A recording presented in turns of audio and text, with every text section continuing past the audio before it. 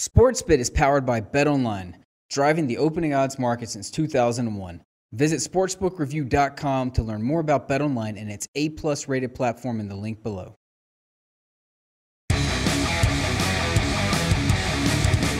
Boom! Welcome to Sportsbit Betting Insight today from SBRpicks.com. It is Thursday, December 7th, and we are locked and loaded with a fantastic show for today.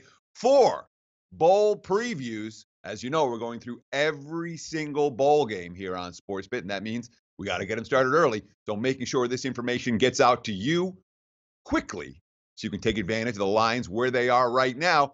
Plus, as we do every day, bad beats, bad bets, bad for the book. So let's start right there. And of course, we're starting with a recap of what happened last night. I got to open with this. What the hell is going on in NCAA hoops? On Tuesday, Notre Dame loses straight up as 18.5-point favorites against Ball State.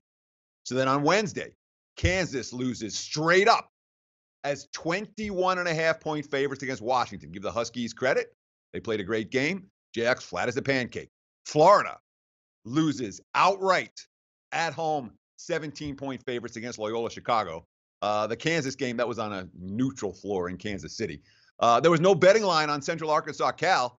Cal still lost the game by 12 in that contest. So Kansas, Florida, Cal, Notre Dame, all double-digit chalk going down. Yeah. What does that tell us about December college basketball? Real simple. 2 things to be aware of. 1, the Thanksgiving tournaments, everyone gets up for them. Once the Thanksgiving tournaments end, you see a lot of teams let down. All of a sudden you have exams, and exams are a big deal at this time of the year. No question, when you talk about kids in college taking final exams, that is an off-court distraction. You have the letdowns off the Thanksgiving tournaments, and what happens? You have big favorites showing up very flat as double-digit chalk, while the dogs have been coming to play. No surprise that we see more of these big college hoops upsets over the course of the next couple of weeks, and one of them was real good for the books. Bad bet on Florida. The Gators bet up in that ball game. You know, they figured Florida's going to bounce back off the Florida State loss. Well, they couldn't even win the game.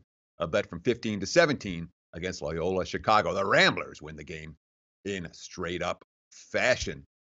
Bad beats.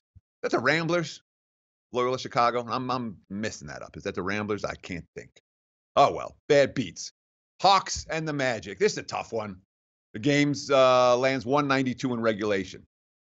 Totals 215.5.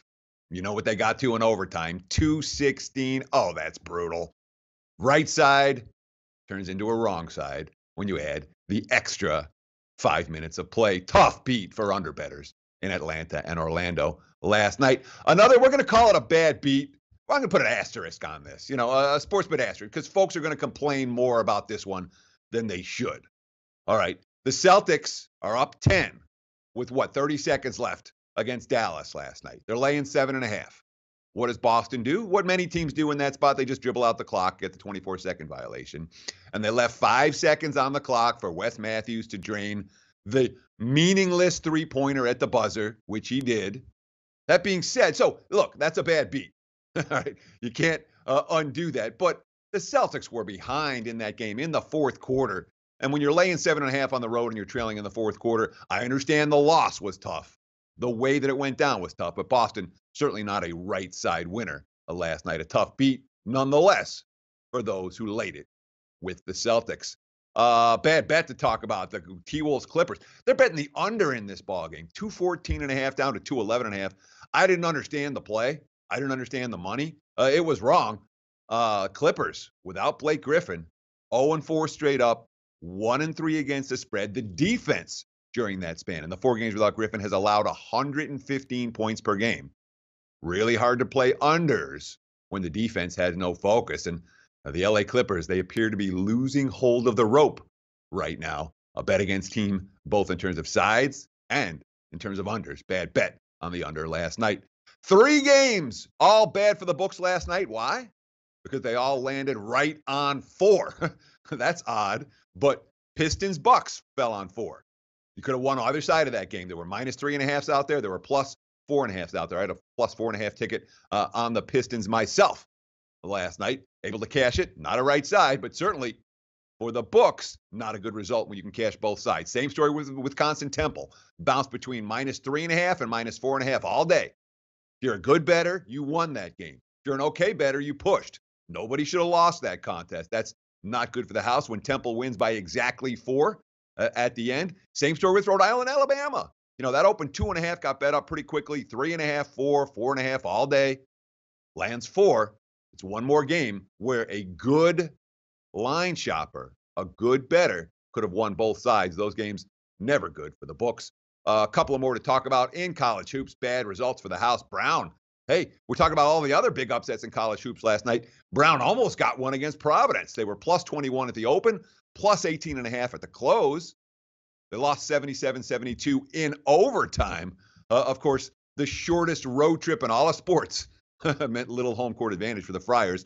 The Brown campus, just 1 mile from the Dunkin' Donuts Center. Providence, they're almost 2.5 miles away, so it's closer trip for the road team in that contest. Brown nearly pulls the upsets. They were a right side winner and a bad result for the books. And of course, BYU took a ton of money against Illinois State, -9 to -11. It was 39-17 at halftime. Blowout city. The Redbirds made it a little bit interesting at the end. They hit the last 3 shots of the ball game to make the final score 80-68. But BYU a right side winner there. That not a good result for the books. Bowl season here on Sportsbit. We're deep diving into it already. We're going to get into the Las Vegas Bowl plus 3 bowl games for next week coming up right here on Sportsbit. Betting insight today from SBRpicks.com. Hey guys, thanks for tuning in to our channel. Now we've put a lot of work into producing all these free videos, so please help us out and keep all our content free for you forever by simply liking, sharing, commenting, and subscribing. Now, not to mention, a visit to our industry-leading website will warm the hearts of all our SBR employees, especially myself. Now, the links are over there to the left, so do check those out. Thanks for watching.